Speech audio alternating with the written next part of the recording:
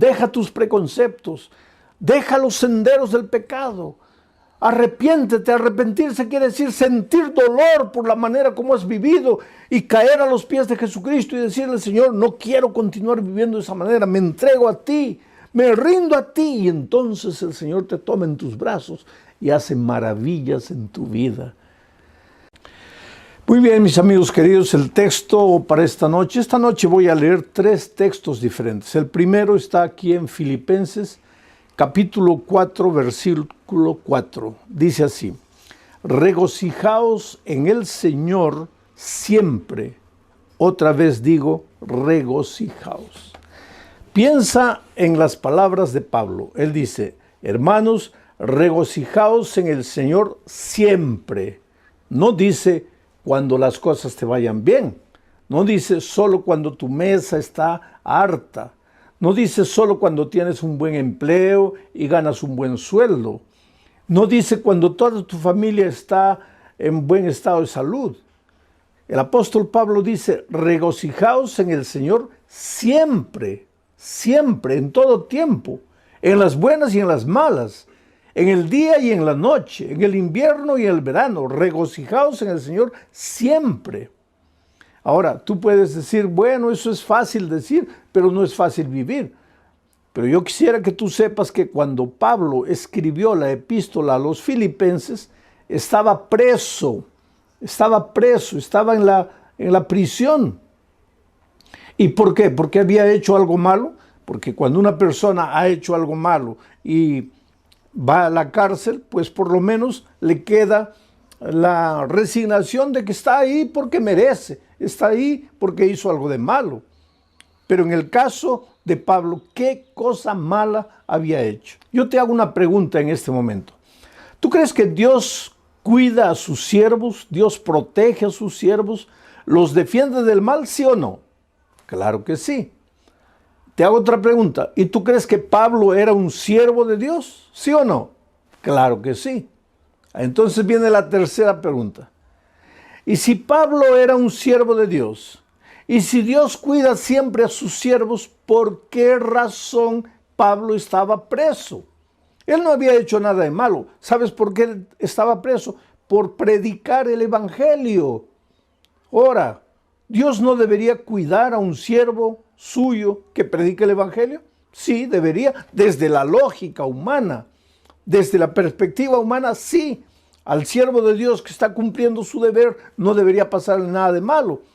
Y sin embargo vinieron y lo prendieron y lo llevaron a la cárcel. Y ahora Pablo desde la prisión escribe a los filipenses.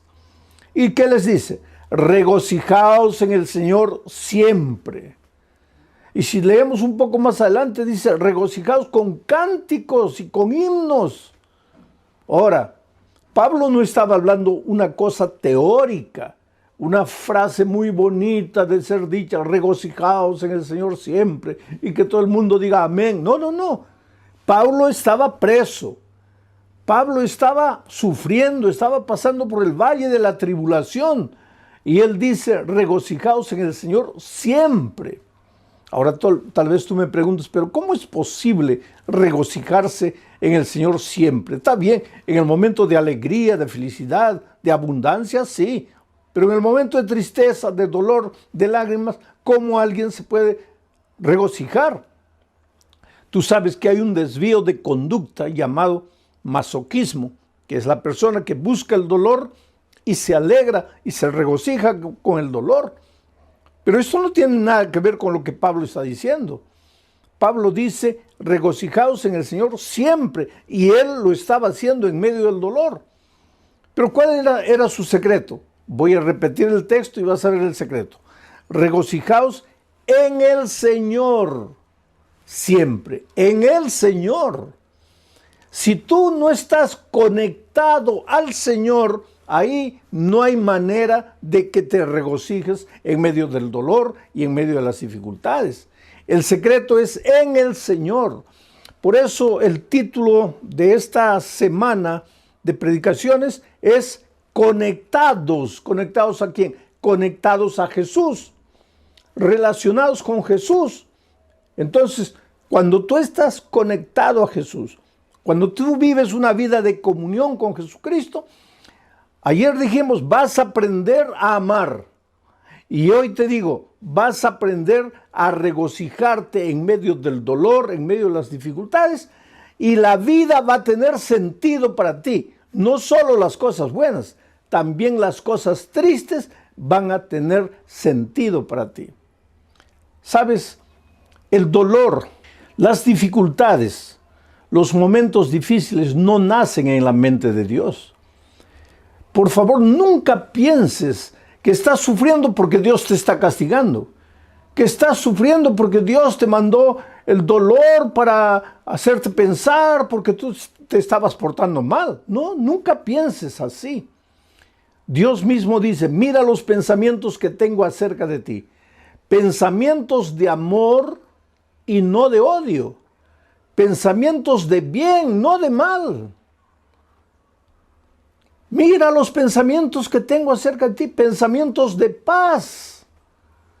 O sea, de la mente del Señor, del corazón del Señor, solo salen las cosas que te hacen bien. Nunca lo que te hace sufrir. El sufrimiento y el dolor no nació en Dios, nació en el corazón del diablo. Y cuando el diablo te hace sufrir, él te hace sufrir para llevarte a entender mal el dolor y a maldecir a Dios en lugar de maldecir al diablo. Si tú lees todo el libro de Job, yo le digo al libro de Job que es el compendio de la teología del dolor, o sea, tú tienes que estudiar el libro de Job para entender el misterio del dolor. Tú vas a ver ahí que el diablo se presenta un día a Dios y le dice, Señor, ¿has visto ahí? Dios le dice, ¿has visto a mi hijo Job, un hombre perfecto, bueno, temeroso de mí? Y el diablo le dice, claro, pues tú le das todo, le das una bella familia, le das hacienda, le das ganado, le das dinero, así cualquiera te sirve. Ahora, quítale todo eso para que veas que él te va a maldecir. Mira lo que el diablo dice, quítale todo eso. Pero Dios no quita nada. Dios jamás te va a quitar lo que te hace bien. Si Dios te quita, te va a quitar el pecado, la miseria, el vicio, lo que te destruye, lo que arruina tu vida, lo que malogra tu familia. Dios te va a quitar eso, pero Dios nunca te va a quitar lo que te hace bien. Es el diablo que te quita, porque si tú continúas leyendo el relato de Job, vas a ver que el diablo es el que le trae maldición, le trae el dolor, le trae enfermedad, le trae todo a Job, pero con un propósito, hacer que Job se rebele contra Dios y que piense que quien lo está haciendo sufrir es Dios y se revolte contra Dios. La propia esposa de Job habla palabras que fueron colocadas por el diablo en sus labios y le dice a Job, ¿por qué no maldices a Dios y mueres? Ya estás sufriendo tanto, ¿por qué no maldices a Dios y mueres? Ella no estaba hablando palabras de ella estaba hablando las palabras del enemigo, porque es el enemigo que te hace sufrir, es el enemigo que te trae dolor, y para traerte dolor muchas veces se sirve de tus propias actitudes, de tus propias decisiones equivocadas, porque el diablo no te echa el licor a la boca a la fuerza, tú es que tomas. El diablo se sirve de ti mismo, de tus errores, de tus desvíos, de tus elecciones equivocadas. ¿Para qué? Para traerte dolor a ti mismo. ¿Y para qué? Para que pienses que Dios te está castigando. ¿Y para qué? Para que te alejes de Dios definitivamente y para que digas que Dios no te ama. ¿Cómo podemos regocijarnos en medio del horror? Primero, estar conectados al Señor. Pero, y en segundo lugar, déjame leer lo que dice aquí Juan capítulo 15, versículos 10 al 11. Mira, Jesús dijo estas palabras: si guardareis mis mandamientos, permaneceréis en mi amor. O sea, si tú dices, yo permanezco en Cristo, y si permanezco en Cristo, el diablo no me va a derrotar, Está bien la palabra, muy bonita, la frase muy bonita, pero ¿qué quiere decir permanecer en Cristo? Aquí viene Jesús y dice, si guardareis mis mandamientos, permaneceréis en mi amor. Si guardareis mis mandamientos, permaneceréis en mi amor.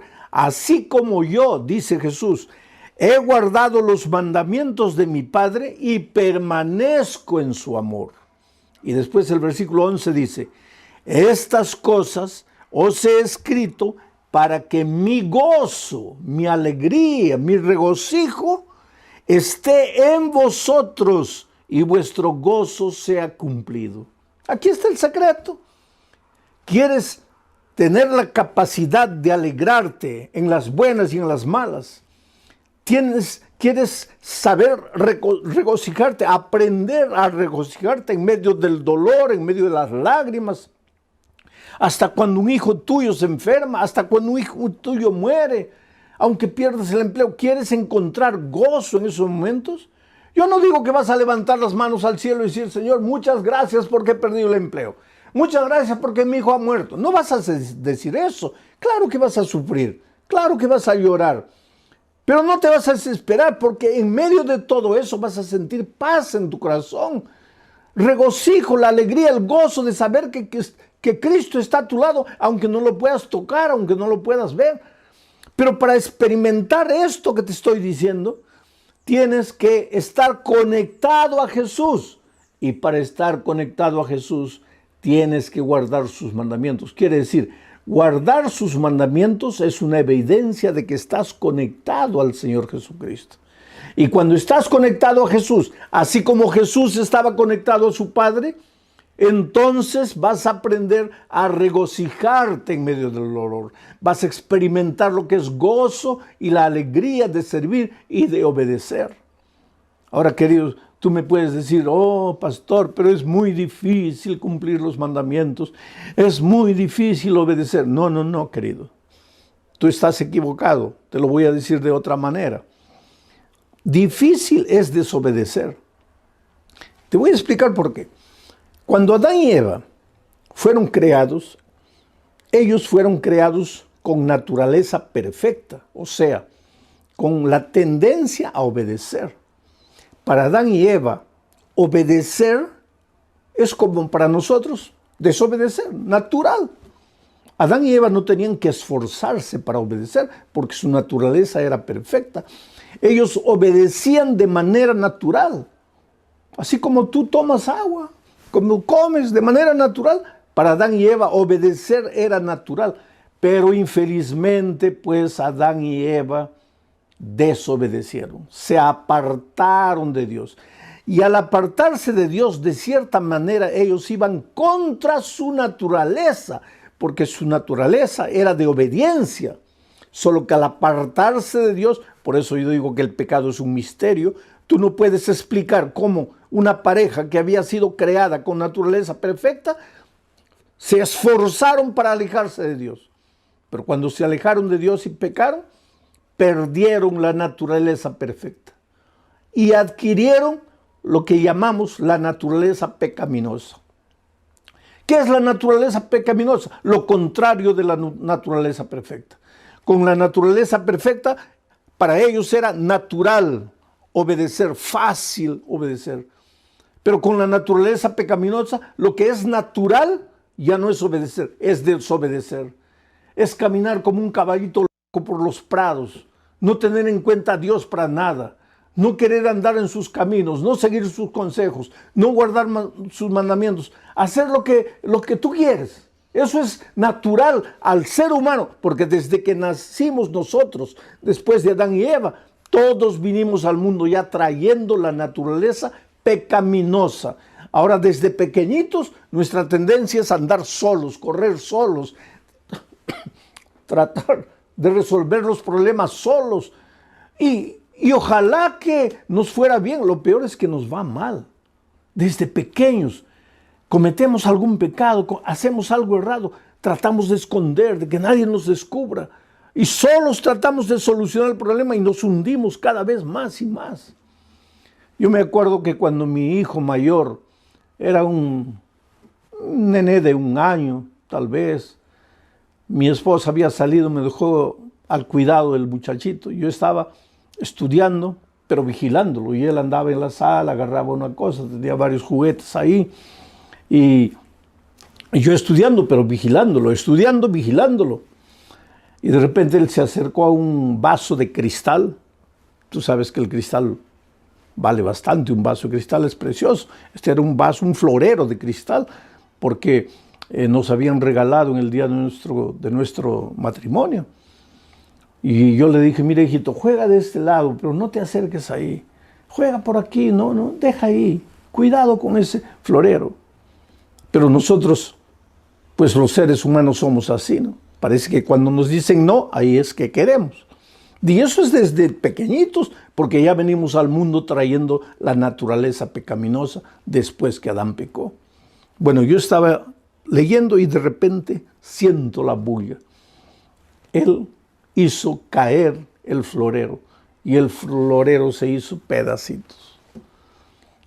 Y yo, para no asustarlo, hice como que no me di cuenta, concentrado, pero yo estaba mirando todo y observé lo que él hizo. Cuando el florero cayó, lo primero que él hizo fue mirarme. Y cuando se dio cuenta que yo, entre comillas, no me había dado cuenta, quiso juntar los pedacitos de vidrio. Y al querer juntar eso, para reconstruir el vaso que había quebrado, se cortó el dedito. Y la sangre comenzó a salir. Y ahí se desesperó. Y ahí comenzó a gritar. Y ahí vino corriendo a mis brazos. Y pues yo lo tomé en los brazos, lo llevé al baño, lo lavé, lo limpié, le coloqué un curativo. Era un muchachito no tenía ni un año. Yo no sé si él tenía conciencia para entender lo que yo le dije. Pero yo le dije, mira hijo, en la vida infelizmente vas a quebrar muchos floreros de cristal. Pero cuando por esas cosas de la vida quiebres algo, no trates de resolverlo solo. No trates de encontrar la solución tú solo. Porque hay un Padre que siempre estará con los brazos abiertos esperándote. Y en este momento yo te digo, querido, tal vez tú, por esas cosas de la vida, has quebrado el florero precioso de tu matrimonio. Has quebrado el florero precioso del respeto que tus hijos te tenían. Has quebrado el florero precioso de la confianza que tu jefe tenía en ti. En esta vida, ¿cuántas veces vivimos quebrando floreros? Las cosas buenas que Dios nos da, las arruinamos, las malogramos, las quebramos, las destruimos. Y después tratamos de escondernos y solucionar el problema con nuestras manos solos. Pero en esas horas recuérdate que tú solo estás perdido. Tú solo te vas a cortar el dedo y te vas a hacer sangrar. Tú no puedes, pero hay un Dios amoroso, un Padre amante que está siempre con los brazos abiertos. Tú puedes ir a Él y decirle, Señor, yo no puedo, lo he arruinado, he quebrado el florero, pero estoy aquí en tus manos. ¿Puedes hacer las cosas de nuevo?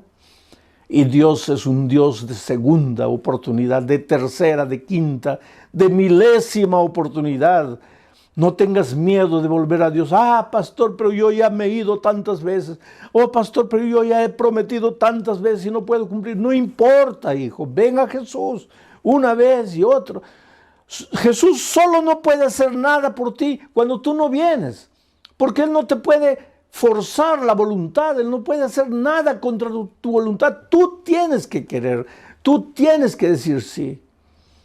Por eso Juan dice, permanecer en mí es estar conectado a mí. Y la evidencia de estar conectado a mí es guardar mis mandamientos. Y el que guarda mis mandamientos, entonces en medio del dolor, en medio de la aflicción, va a aprender a sentir gozo. Es una pena que muchas veces cristianos que están con la Biblia abierta llegan a la conclusión de que los mandamientos ya pasaron, de que los mandamientos ya no son necesarios, de que Cristo, al morir en la cruz, acabó con los mandamientos. Oh, querido, los mandamientos son eternos, porque Dios es eterno. Y los mandamientos son un reflejo del carácter de Dios. ¿Cómo puede alguien decir los mandamientos ya caducaron, ya acabaron? San Juan dice que el pecado es la transgresión de la ley. Ahora, si la ley ya no existe porque Cristo la clavó en la cruz, entonces el pecado tampoco existe, porque el pecado es la transgresión de la ley. Y si el pecado ya no existe, ¿de qué pecado la gracia nos va a salvar? Por eso a veces es una incoherencia decir, yo acepto la gracia pero rechazo la ley. Oh querido, la ley tiene un lugar que no, el papel de la ley, la función de la ley nunca fue salvar. Tú no quieras cumplir la ley para salvarte. Tú eres salvo únicamente por la gracia. Por eso Jesús dice, permaneced en mí. Permanece en mí. No dice permanece en la ley, dice permanece en mí. Pero ¿cuál es la evidencia de que permaneces en mí? Que guardas los mandamientos. No que los mandamientos te salvan, sino que Cristo te salva. Tienes que ir a Él, entregarte a Él, vivir por Él, ser bañado por su gracia. Pero enseguida tienes que vivir una vida de obediencia por el poder que viene de Dios para ti. Y si tú vives así, en medio del dolor, en medio de la aflicción, en medio de las dificultades, vas a aprender a ser feliz. Tengo otro texto más aquí en Hebreos, y esto es interesante. Hebreos capítulo 11, versículos 24 y 25. Dice así, por la fe, tú eres un hombre de fe. Yo el otro día encontré un amigo que me dice, yo soy de la fe, tú eres de las obras. Y este amigo no es miembro de mi iglesia, lógico. Entonces él me dice así, yo soy de la fe, tú eres de las obras. Entonces vamos a leer lo que dice el texto bíblico. Dice, por la fe, Moisés, hecho ya grande, rehusó llamarse hijo de la hija de Faraón. Por la fe rechazó. Ahora escucha lo que dice el siguiente versículo. Escogiendo antes ser maltratado con el pueblo de Dios que gozar de los deleites temporales del pecado. O sea, Moisés, por la fe, tuvo que tomar una decisión. En un momento de la vida, él encontró dos caminos. Primer camino, ser maltratado con el pueblo de Dios. Camino de dolor, camino de rechazo, camino de sufrimiento, sí. Porque cuando tú decides seguir a Jesús, tú vas a ver que hasta tus mejores amigos, hasta tus familiares más queridos, te van a volver las espaldas, te van a criticar, se van a burlar de ti. Muchos te van a abandonar. Yo conozco jóvenes que han sido expulsados de su casa porque aceptaron a Jesucristo. Yo conozco la historia de una niña que cayó en la prostitución, en la drogadicción, vivía una vida completamente perdida. Los padres sufrían porque sabían la vida que la hija perdía, pero no podían hacer nada para ayudarla, hasta que un día, en medio de la miseria que esa niña vivía, fue alcanzada por el Evangelio y aceptó a Jesucristo, y Jesús la salvó, y Jesús la lavó, y Jesús la restauró, y esa muchacha dejó de usar drogas, dejó de la vida promiscua que vivía, y cuando llegó diciembre decidió volver a la casa de sus padres para darles, según ella, el más grande regalo. Decirles, papá, ustedes, mamá, ustedes han llorado, han sufrido por mí, pero yo quiero decirles que ya no necesitan sufrir. Y eso es lo que pasó. Ella viajó a la casa de los padres y les dijo, papá, mamá, me he encontrado con Jesús, Jesús cambió mi vida, ya no uso más drogas, he abandonado esa vida. He venido aquí y quiero continuar estudiando. Y la madre la miró y le dijo, ¿qué cosa? ¿Has aceptado a Jesús? Sí. Esa expresión es de los protestantes. No me vas a decir que tú te has vuelto protestante. No me vas a decir que tú has negado la religión de tus padres, de tus abuelos, de tus bisabuelos. Y la niña llorando le dijo, mamá, yo no te estoy hablando de religión, yo te estoy hablando de la vida que yo vivía. Tú sabías la vida que yo vivía. Jesús me encontró, me perdonó, me restauró, me salvó. Yo te estoy hablando de mi vida. ¿Y sabes lo que la madre le dijo? Hija, yo te preferiría drogadicta viviendo la vida perdida que vivías, que traicionando a tu iglesia y a la religión de tus padres. Y esa niña me escribió una carta. Y en esa carta ella lloraba y decía: oh pastor, yo pensé que mis padres se iban a alegrar, mas ellos se pusieron tristes porque acepté a Jesucristo. Pues Moisés en un momento de su vida tuvo que escoger entre esos dos caminos: el camino del sufrimiento, del rechazo, del dolor por aceptar a Jesús, o el camino de la alegría de este mundo, el placer de este mundo, el placer del pecado. Y por la fe, Moisés escogió seguir a Jesús, aunque eso implicase dolor circunstancial, pero él había aprendido también a regocijarse en medio del dolor por causa de Cristo. Prefería eso que el gozo que el mundo da, el gozo que el pecado te da. Porque ¿qué pasa? ¿Qué cosa es el gozo de este mundo? Una noche de fiesta, de borrachera, con una mujer, con otra mujer, y al día siguiente te duele la cabeza, la conciencia te pasa, te sientes culpable. ¿Qué gozo es ese? El Señor Jesucristo te llama de ese terreno y te lleva al terreno que te conduce a la vida eterna, al camino que te conduce a la vida eterna. Por eso la Biblia dice: hoy es el día de buena nueva, hoy es el día de salvación. Oh querido, Dios te ama. Dios tiene un plan maravilloso para tu vida, y ese plan no es que tú estés malgastando tu juventud, malgastando los mejores años de tu vida en la miseria, en el pecado, en el dolor. No, yo sé que el pecado te proporciona un gozo pasajero, temporal, pero el Señor Jesucristo te ofrece la vida eterna. Y otra cosa, no es solo la vida eterna en el cielo, porque el otro día alguien me dice: pastor, yo prefiero gozar, disfrutar en este mundo, porque eso de la vida eterna, yo no sé si llegará o no llegará. Pero es que Jesús no solo te ofrece el gozo y alegría en la vida eterna, sino que cuando tú aceptas a Jesucristo en esta tierra, tu vida cambia, tu hogar se vuelve más feliz. Lo que tus manos consiguen trabajando, el poco dinero que recibes, se multiplica porque ahora es un dinero bendito. Tu salud mejora porque al dejar de fumar, al dejar de beber, al dejar de las drogas, al dejar de trasnochar noches enteras, tu salud mejora. O sea, el cielo, de cierta manera, para los hijos de Dios ya empieza en esta tierra. No tienes que esperar solamente la vida eterna. Y claro que cuando Cristo venga, pues tendrás la vida eterna para disfrutar las maravillas con el Señor Jesucristo. Algunos piensan: ¿y qué haremos en el cielo? Si ya no habrá trabajo, no habrá nada. ¿Quién te ha dicho que no habrá trabajo? El trabajo, querido, existió antes del pecado. Antes que Adán y Eva pecasen, Dios ya les dio el trabajo. Pero el trabajo no tenía el elemento cansador, el elemento de maldición que adquirió después del pecado.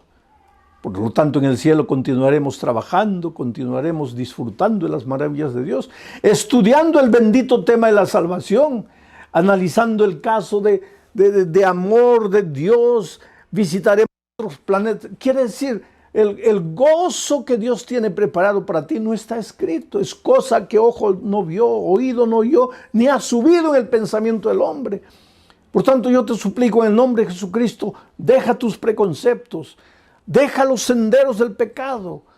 Arrepiéntete. Arrepentirse quiere decir sentir dolor por la manera como has vivido y caer a los pies de Jesucristo y decirle: Señor, no quiero continuar viviendo de esa manera, me entrego a ti, me rindo a ti. Y entonces el Señor te toma en tus brazos y hace maravillas en tu vida.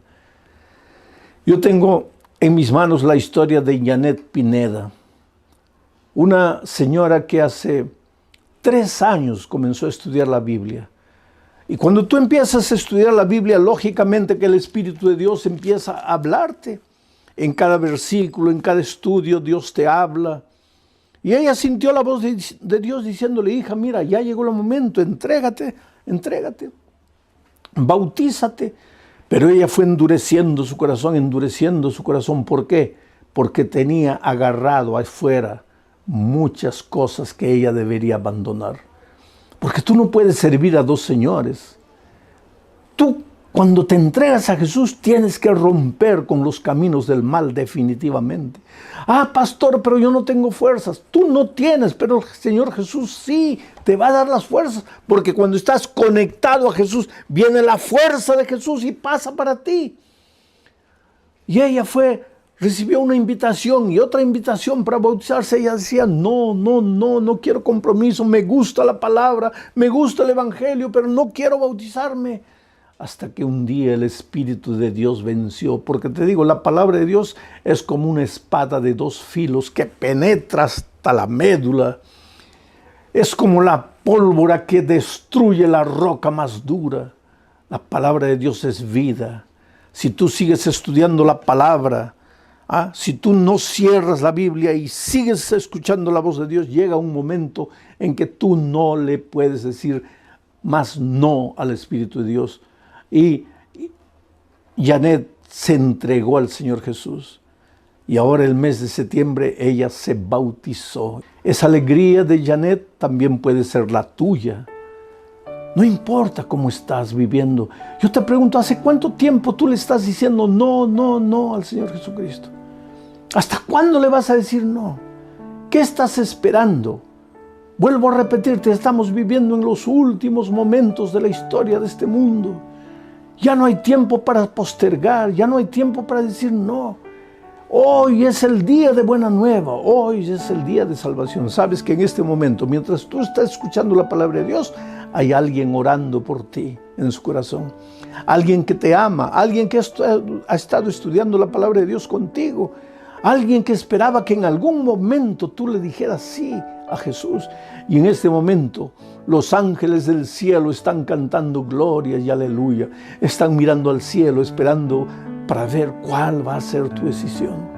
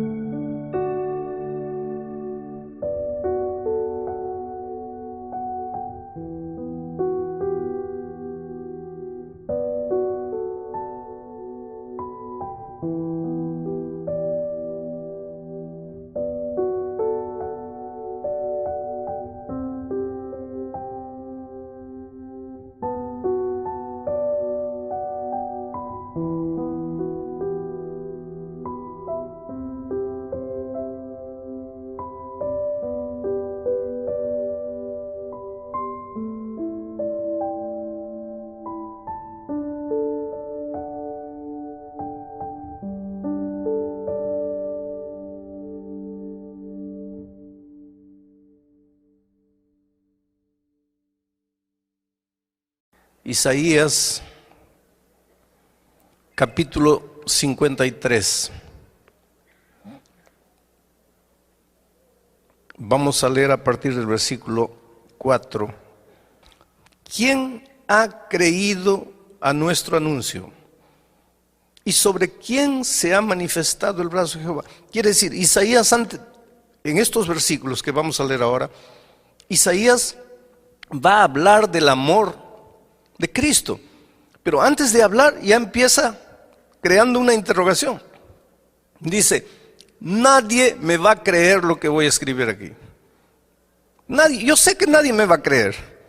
Mira, ya empieza escribiendo, sabiendo que nadie le va a creer, que nadie va a entender lo que le va a escribir.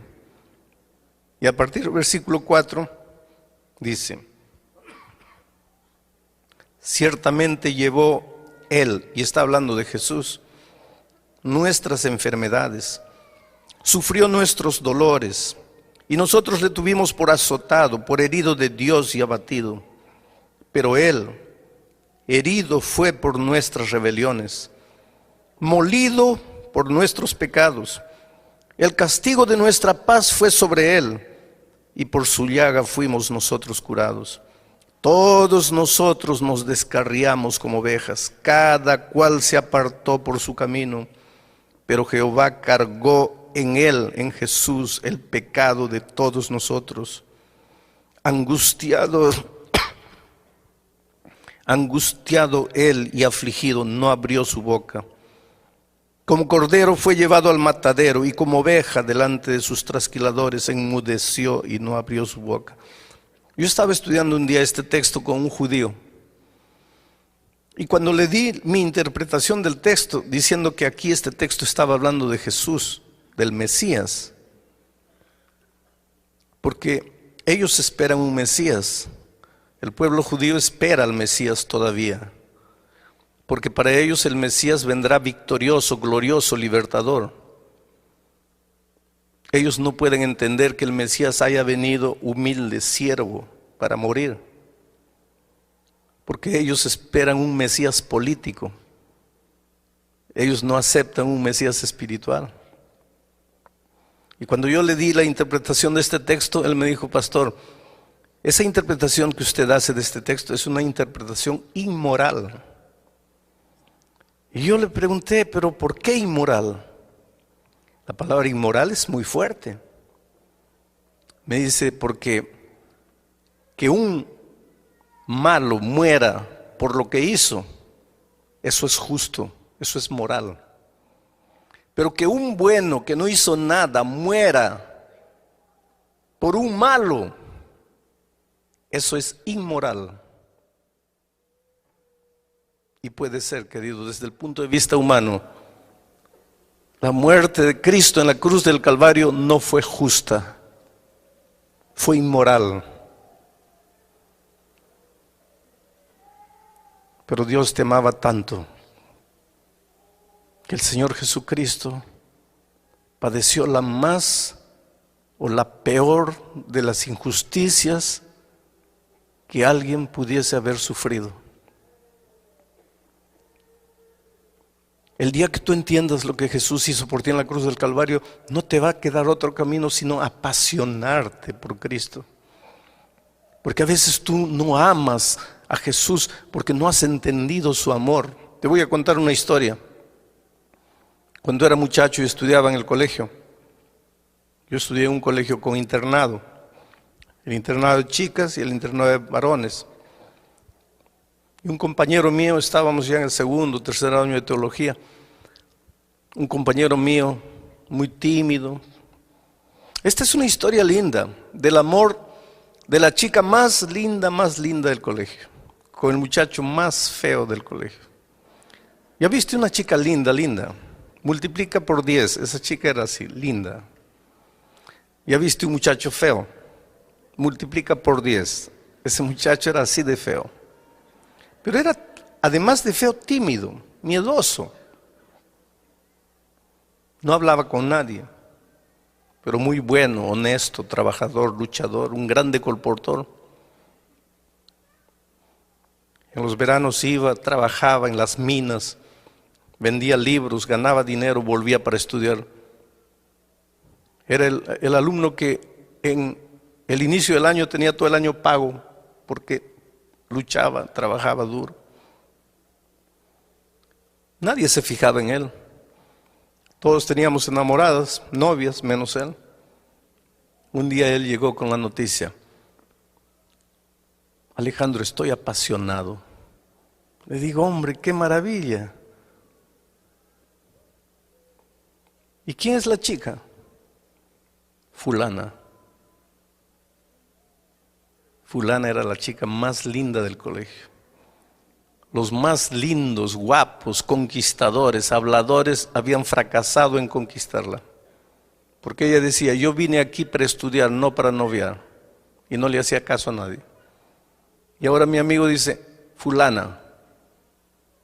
Le digo, mira, yo creo que tú tienes derecho a enamorarte de cualquiera, pero de ella no te veo la mínima posibilidad. Y él me dice, pues yo sé, y es por eso que estoy triste, pero ¿qué hago? Yo la amo, simplemente la amo. Los meses fueron pasando y él no podía arrancar ese amor de su corazón. Y la miraba de lejos, la observaba. No se atrevía siquiera a acercarse a ella. Un día anunciaron que ella se iba del colegio. Estaba debiendo 3 meses la mensualidad, no podía pagar, parece que la familia estaba atravesando dificultades. Ella se iba del colegio. Y cuando este muchacho se enteró que ella se iba porque estaba debiendo, se fue al gerente de la institución y le dijo así, miren, yo tengo todo el año pagado. ¿Quién se va a ir de la universidad? Soy yo, me voy. Y con el resto del año que yo tengo pagado para mí, quiero pagar la cuenta a la chica. El gerente le dijo, pero ¿por qué? El dinero es mío y yo quiero hacerlo. Solo quiero una cosa, no le digan a ella que yo fui. Díganle que el colegio le está dando una beca, cualquier cosa, pero no quiero que ella sepa lo que yo hice. El muchacho se quedó un tiempo más sufriendo. La chica se quedó. Ahora estaba pago. El muchacho estudió un poco más. En poco tiempo se iría a seguir colportando. Un día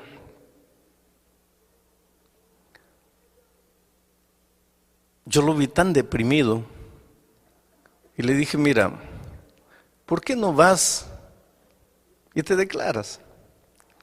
Lo peor que te puede suceder es que te digan no, pero por lo menos ya sacaste del corazón lo que tienes ahí. Y él me hizo caso y fue y se declaró. Y ella lo trató tan mal, tan mal. Le dijo algo así como, tú no tienes ojos, tú no te miras a ti mismo, tú no sabes quién eres. Dice, ¿cómo te atreves? Y lo encontré a este muchacho derrotado, arreglando sus cosas para irse. Me voy, no aguanto, no puedo quedarme aquí.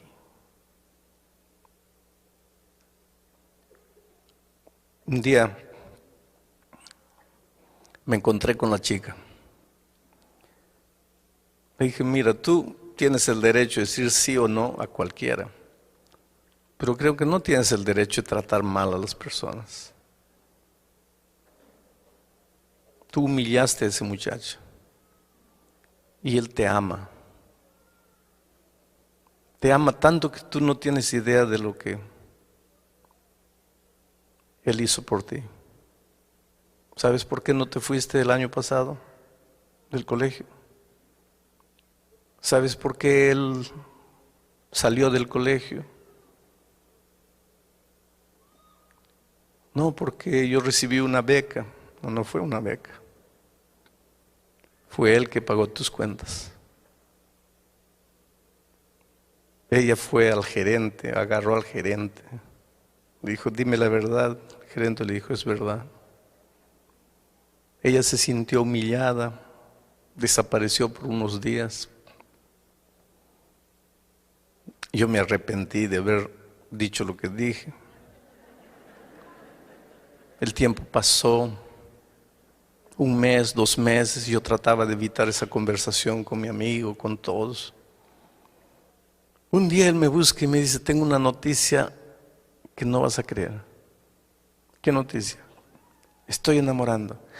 Bueno, gracias a Dios, ya te libraste del otro sentimiento. No, estoy enamorando con ella. Le digo, no puede ser. Sí. Un día me encontré con ella. Le pregunté, ¿es verdad que estás enamorando con él? Sí. Pero tú no lo amas. Ella me dice, no, yo no lo amaba. Y cuando yo supe la verdad, yo lloré, me sentí humillada, me sentí mal. Pero después el tiempo fue pasando y comencé a pensar, ¿quién en esta vida sería capaz de hacer por mí lo que él hizo? Sin siquiera querer que yo sepa. ¿Quién podrá amarme en este mundo más que ese muchacho? Y un día pensé para mí misma, ¿cómo tendría el valor de no amar a alguien que me ama tanto? Y se casaron y fueron felices. ¿Cómo tendría el valor de no amar a alguien que me ama tanto? Yo creo que cuando tú entiendas el amor de Cristo, tú dirás como aquella muchacha, ¿cómo tendría el valor de no amarte, Señor Jesús, si tú me amaste tanto? El problema es que a veces tú no entendiste lo que es el amor de Dios y te lo voy a probar de alguna manera esta noche. Quiero hacerles una pregunta. ¿Cuántos creen que Dios nos perdona los pecados? Levante la mano. Gloria a Dios. ¿Qué sería de nosotros si no tuviésemos esa esperanza, no? La maravillosa esperanza del perdón. Solo que cuando ustedes levantaron la mano, ustedes estaban pensando en un tipo de perdón que para Dios no existe. Ustedes estaban pensando en el tipo del perdón humano. Y tú vas a preguntar, pero pastor, ¿cuál es la diferencia? Te voy a explicar la diferencia. Yo tengo un muchacho, un hijo, y aquí hay un vaso de cristal, finísimo, una raridad. Y le digo, hijito, no toques. Abro paréntesis. Padres queridos, enseñen a sus niñitos desde que están gateando a no tocar lo que no tienen que tocar. Si ustedes quieren enseñarle eso cuando son adolescentes, ya es demasiado tarde. No es porque pequeñito, déjalo tocar, déjalo pobrecito, no sabe lo que hace. No, nunca vas a ver lo que hace si tú no colocas límites desde cuando ellos todavía no aprendieron a raciocinar. Límites, la vida está hecha de límites. No te dejes llevar por la corriente frívola, vacía, hueca de este siglo que no conoce límites. Cierro paréntesis. Le digo a mi hijo, no toques esto. Hago un trato con él. Mira, hijito, si yo te veo tocando esto, mira, vas a recibir una palmada en la mano. ¿Está cierto? Está bien. ¿Entendiste? Entendí. ¿Qué te dije? Que si yo toco, recibo una palmada. Entonces, ¿estamos claros? Estamos. Me voy. 3 días después vuelvo y lo encuentro a mi hijo no solo tocando, sino destruyendo el vaso de cristal. Y cuando él me ve, ya sabe que nosotros teníamos un trato. Cuando Él me ve, inmediatamente sus ojitos se abren asustados y salen de su boca 3 palabras, 2 palabras: Padre o papá, perdóname. Cuando Él dice, papá, perdóname, ¿qué es lo que está queriendo decir? En otras palabras, ¿qué está diciendo? Papá, no me pegues. Ahí yo lo miro, siento compasión y digo, está bien, hijito, te perdono. Cuando yo le digo, está bien, hijito, te perdono, ¿qué es lo que estoy queriendo decir? Está bien, hijito, no te voy a hacer nada. Mi hijo se va saltando feliz y yo también me voy contento. ¿Perdoné a mi hijo, sí o no? Claro, perdoné. Porque para nosotros perdón es ausencia de castigo, liberación del castigo. Él erró, merecía el castigo, dijo, papá, perdóname. Mi corazón se enterneció, lo perdoné, está libre del castigo. ¿Perdoné o no perdoné? Perdoné. Ese es el perdón humano. Pero con Dios ese perdón no existe. ¿Sabes por qué? Porque Dios es Dios. Y su palabra es eterna. Su palabra no cambia. No es como la mía que digo, vas a recibir y después no, ya no vas a recibir. No, no es así. Yo soy hombre. Mi palabra cambia, pero la palabra de Dios no cambia nunca. Y la Biblia dice, la paga del pecado es la muerte. Por lo tanto, quien pecó tiene que morir. No hay otro camino. Y la Biblia dice más, todos nosotros pecamos y por lo tanto estamos destituidos de la gloria de Dios. La Biblia dice más, no hay justo ni siquiera uno. Todos merecemos morir. Todos nosotros estamos condenados a muerte. Todos nosotros ya nacemos condenados a muerte. Pero no queremos morir. Nadie quiere morir. Entonces levantamos los ojos al cielo y decimos, Padre, perdóname. Cuando le decimos, Padre, perdóname, ¿qué es lo que le estamos queriendo decir en otras palabras? Padre, yo pequé y merezco morir, pero no quiero morir. Si Dios fuese hombre, ¿sabes lo que diría? Ah, no quieres, hijito. Entonces está bien, hijito, puedes irte, ya estás perdonado. Si Dios fuese hombre, haría eso. Pero Dios no es hombre. Dios es Dios. Y su palabra es eterna. Y si dice que el salario del pecado, la paga del pecado es la muerte, entonces la paga del pecado es la muerte. Y por otro lado, el enemigo de Dios está bien atento a lo que va a hacer Dios. Porque si Dios le dice al hombre, pecaste, pero estás libre, viene el enemigo y dice, espera un poco, ¿qué dice tu palabra? El salario del pecado es la muerte. Él pecó, ¿por qué lo estás dejando ir? Por otro lado, si Dios hace que el hombre muera como consecuencia de su desobediencia, viene el diablo y dice, qué abusivo eres, pobrecito, solo porque es una cosita. Parece que el diablo lo agarra a Dios entre la espada y la pared.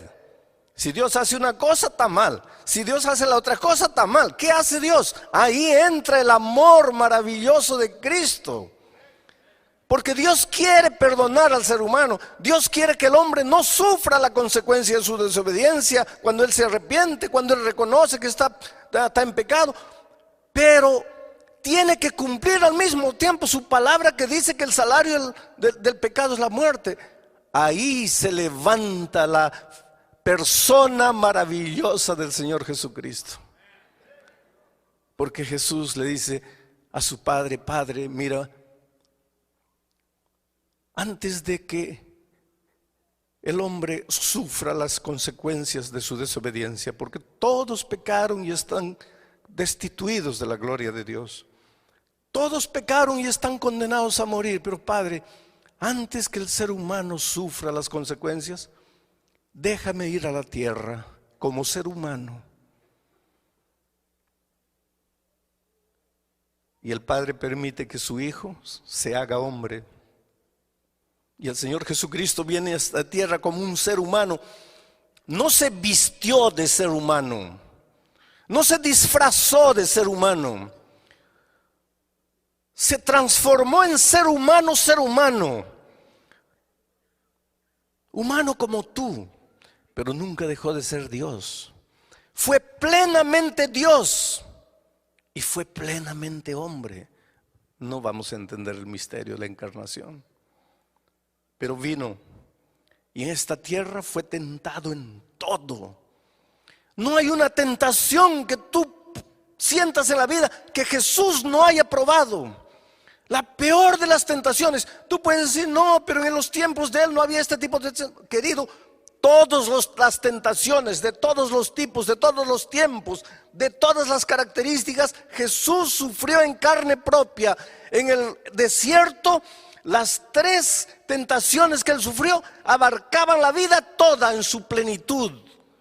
Fue tentado al máximo. Y te digo más, Él sufrió una tentación que tú y yo no podemos sufrir nunca.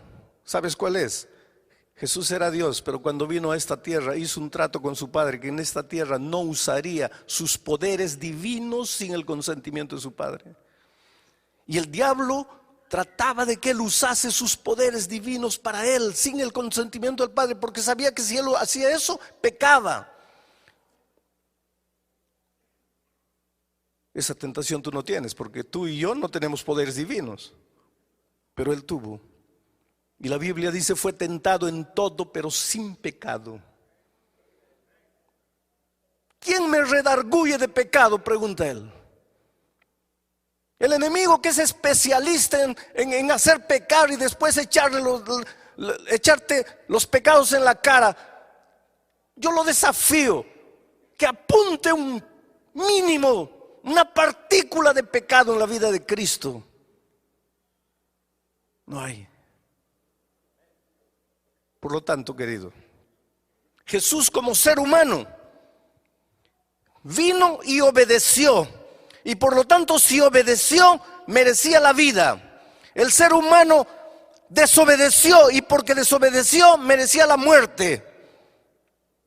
Ahora Jesús, que obedeció y mereció la vida, Él ya tenía la vida por ser Dios, pero como ser humano la conquistó una vez más por su obediencia fiel a la voluntad de Dios.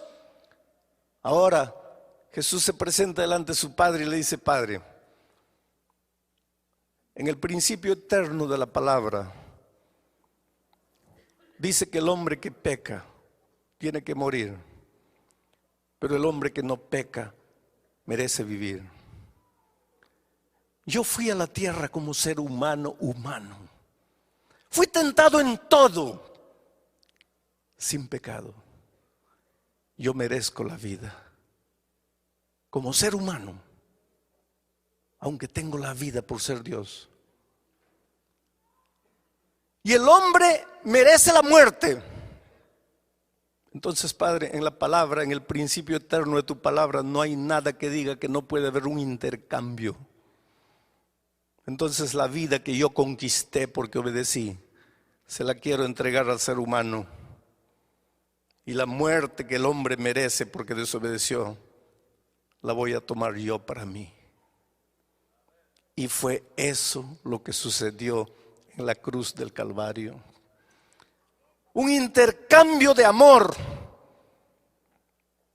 Pero qué fácil es decir: Jesús murió en la cruz del Calvario por mí. Oh, querido, yo quiero que entiendas una cosa. Jesús no era un loco suicida que tenía ganas de morir, no. Jesús era un ser humano, tan humano como tú y como yo. Él tenía instinto de conservación, Él no quería morir. Él era un ser humano completo, así como nosotros. Él tanto no quería morir que la noche del Getsemaní lloró y sudó sangre. Y la ciencia prueba que en momentos de extremo sufrimiento el hombre es capaz de sudar sangre. Y si nunca te ha sucedido, perdóname, pero por más que hayas sufrido, no has llegado al momento del extremo sufrimiento. Él tenía tanto miedo de morir que aquella noche le dijo a su padre: Padre, pasa de mí este cálice. ¿Sabes lo que le estaba diciendo? Oh Padre, yo sé que mañana tengo que morir. Yo acepté eso. Tengo que morir, porque si yo no muero, va a morir la raza humana. Y yo amo al ser humano. Y no quiero que mueran. Y aunque yo tengo miedo de morir, yo acepto la muerte. Pero si tú pudieses hacer otra cosa para salvar al hombre sin que yo muera, oh Padre, yo me sentiría feliz, pero que sea hecha tu voluntad y no la mía. Y yo imagino que ángeles vinieron del cielo y le dijeron: Señor, si quieres, el Padre nos mandó, vamos de vuelta. Y yo te digo una cosa: hubo un momento, y tal vez tú nunca pensaste en eso, hubo un momento en que en las manos de Jesús estaba tu vida o tu muerte. Mi vida o mi muerte eterna en un momento estaba en las manos de Jesús aquella noche. Y yo no sé por qué me amó tanto, pero me amó y me ama. Y aunque tenía miedo de morir, aceptó morir.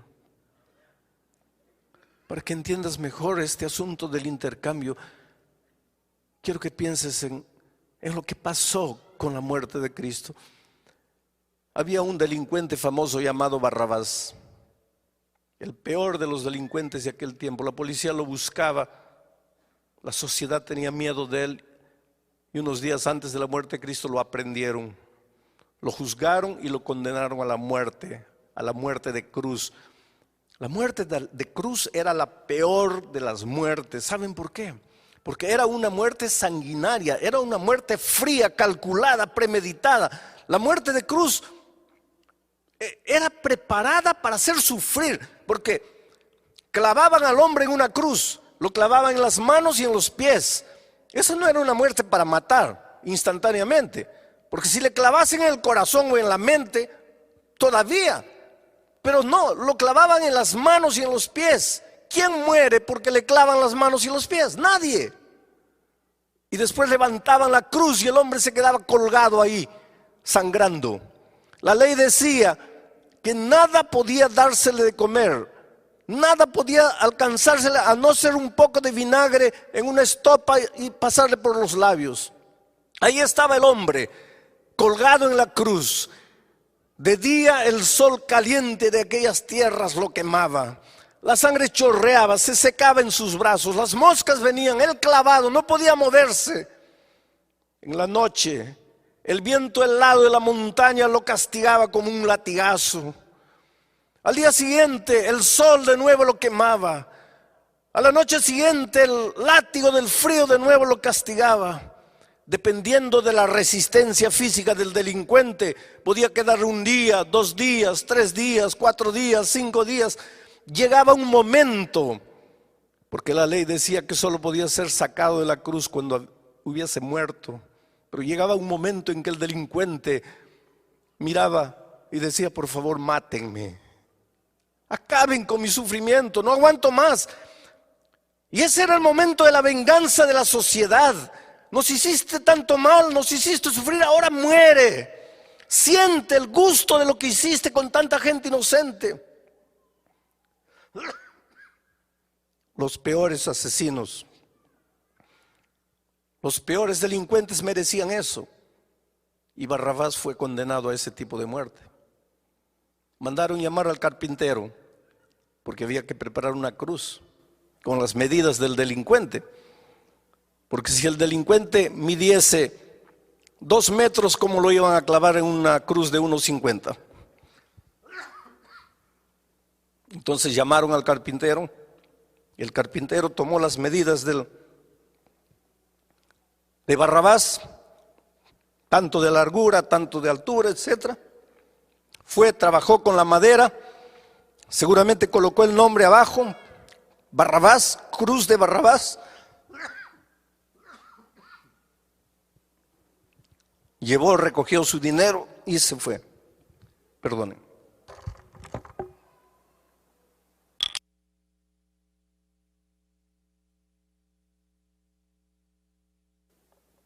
Ahí estaba la cruz de Barrabás, con el nombre de Barrabás, con las medidas de Barrabás.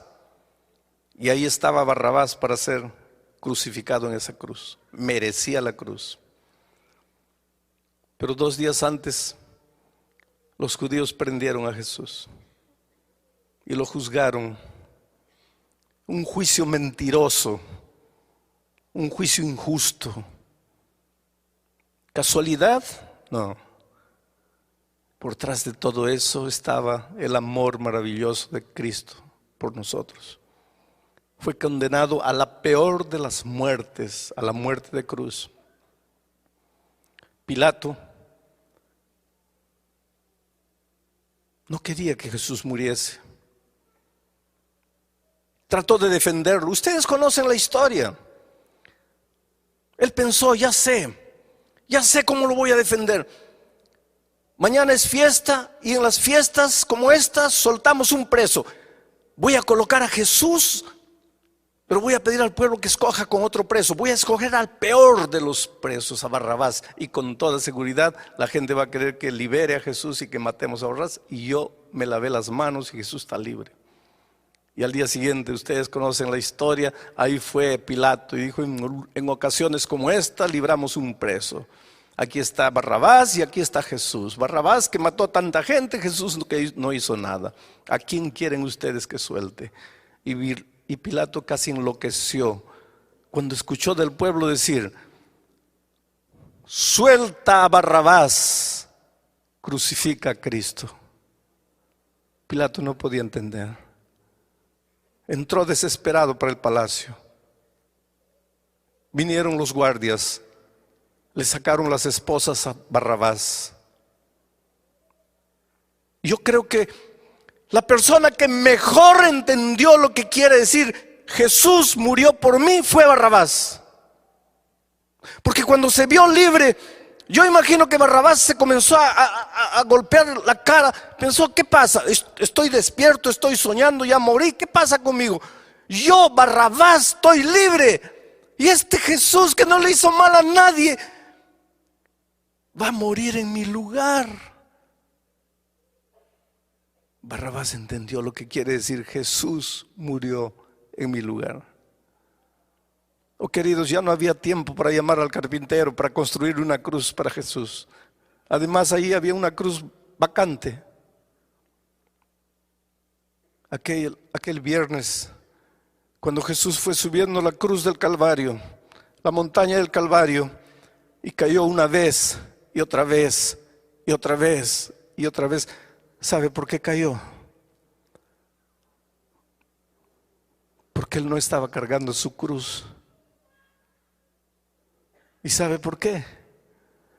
Porque a Jesús nadie, nunca le preparó una cruz. ¿Y sabe por qué? Porque Jesús jamás mereció una cruz. Aquella tarde, Jesús estaba cargando la cruz de otro. La cruz de otro, con el nombre de otro, con las medidas de otro. Era otro el que tenía que morir ahí, no era él.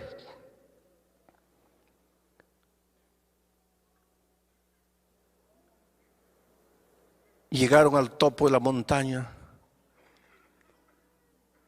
colocaron la cruz en el suelo, extendieron el cuerpo de Cristo, lo clavaron, lo levantaron. Con el peso de su cuerpo, sus carnes se rasgaron. En ese momento el velo del templo se rasgó La oscuridad envolvió la ciudad de Jerusalén. Era de tarde y los pájaros ya se iban a los nidos.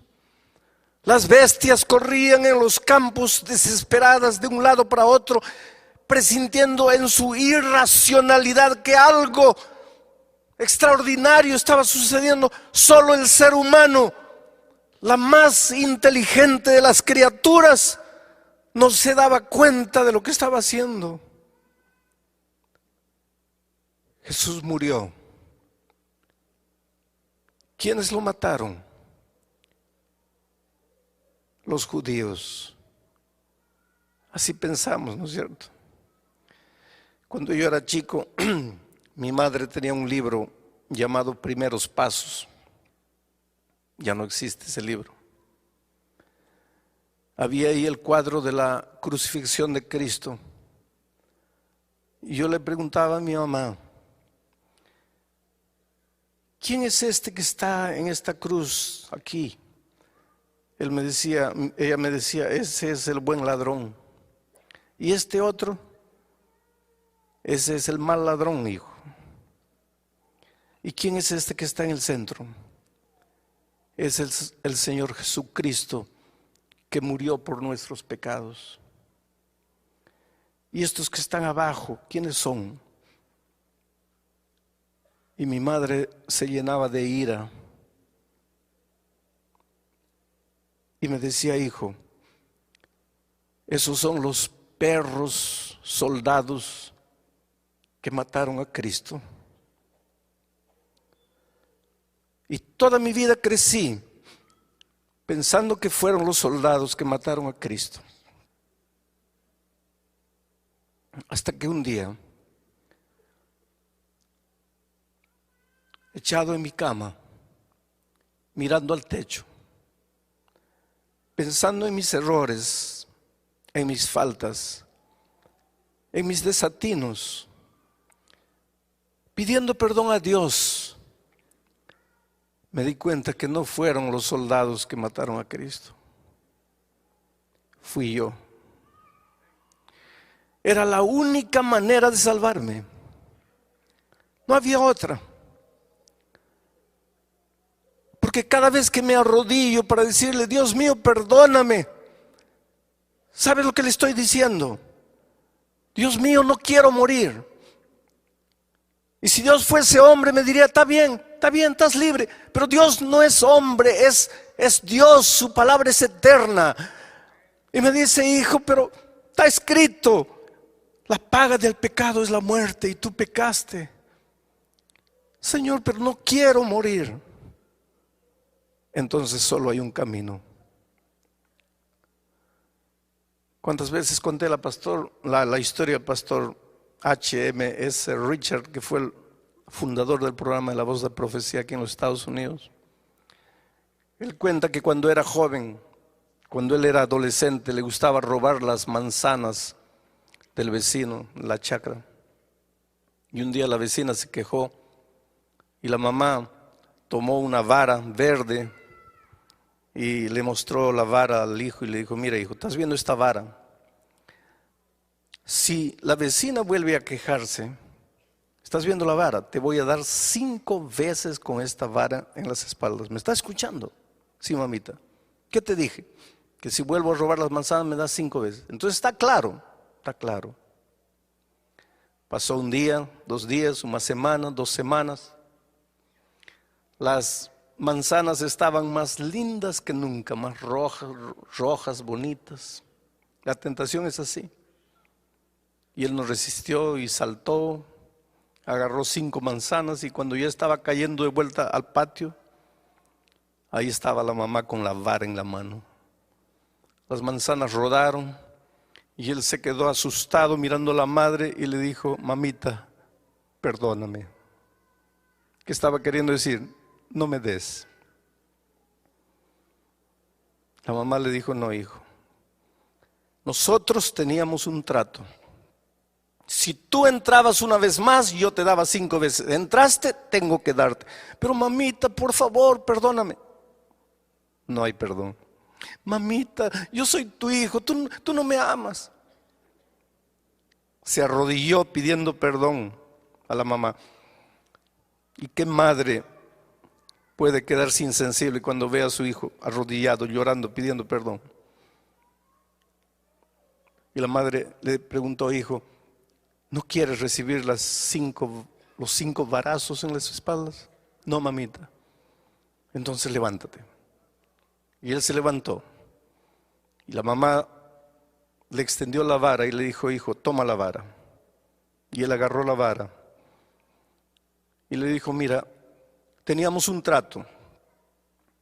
Si tú infringías más, yo te daría 5 veces con esa vara. Y tú infringiste. Mereces el castigo. Pero no quieres recibir el castigo. Y yo te amo tanto que vamos a hacer una cosa. En lugar de que yo te castigue a ti porque infringiste, tú me vas a dar 5 veces con esa vara en mis espaldas. El castigo se va a cumplir porque hubo infracción. Pero yo te amo tanto que yo voy a pagar el castigo en tu lugar. Y el pastor Richard cuenta la historia y dice, yo no tuve el valor de castigar a mi madre por mi pecado. Pero nosotros, querido, sí tuvimos el valor de crucificar a Jesús en la cruz por nuestro pecado. Porque cada vez que tú te arrodillas para decirle, Dios mío, perdóname, ¿sabes lo que le estás diciendo? Yo pequé, Señor, y merezco morir, pero no quiero morir. Yo sé que merezco la muerte, pero no quiero. Y entonces Jesús te dice, hijo, solo hay una manera de que no mueras. ¿Cuál es, Señor? En lugar de que tú mueras, yo voy a morir. Tú me vas a quitar la vida. Y lo hicimos. Por eso, queridos, cuando yo miro a la cruz del Calvario, me pregunto como aquella muchacha del colegio, ¿cómo tendría el valor de no amar a alguien que me ama tanto? Pocas veces me emociono cuando predico, o quiero decir, pocas veces me descontrolo en mis emociones cuando predico. Pero nunca conseguí predicar el tema de lo que sucedió en la cruz del Calvario sin que mis emociones escapasen a mi control. Porque nunca tendré palabras para agradecer a Dios por lo que hizo por mí.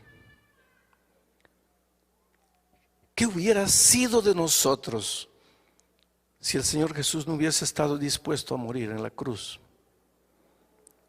Por eso esta noche te voy a hacer una invitación. Esta invitación no es para los miembros bautizados de la iglesia. Las personas que se han levantado anoche y han venido aquí tampoco necesitan levantarse esta noche porque anoche ya tomaron su decisión. Esta invitación es para ti, querido, que estás empezando a estudiar la Biblia, estás empezando a conocer a Jesús, que tal vez esta noche entendiste el amor maravilloso de Jesús por ti y quieres decirle, Señor, yo no sabía que tú me amabas tanto. Yo no sabía lo que significaba Jesús murió por mí, pero yo te entrego mi corazón. Yo te doy mi vida. Yo quiero que tú me guíes en esta tierra.